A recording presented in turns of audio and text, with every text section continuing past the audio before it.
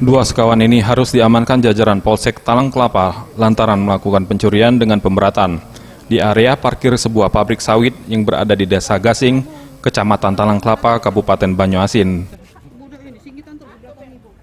Penangkapan SP dan SJ berawal dengan adanya laporan dan bukti CCTV yang merekam aksi kedua pelaku ini.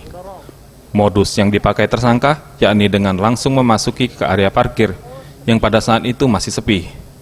Setelah melihat target, barulah SJ merusak kunci kontak motor dengan kunci letter T. Kemudian motor yang telah dicuri tersebut rencananya akan dijual dan hasil dari penjualan akan dibagi rata.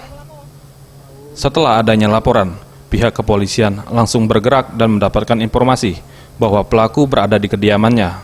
Selain mengamankan kedua pelaku, petugas pun mengamankan barang bukti hasil kejahatannya. Ini di PT Persada Sawit Mas Desa Gasing, di mana motor itu ada di depan perusahaan, ternyata diambil oleh orang luar, tetapi orang luar itu bisa masuk karena ada kerjasamanya dari orang dalam. Oh, ini motor pegawai, Bu, ya? Iya, motor pegawai. Kapan ini kejadiannya, Bu? Siang. Siang hari? Sekitar jam berapa? Ya, jam 10. Menggunakan apa dia, Bu, maling, Bu?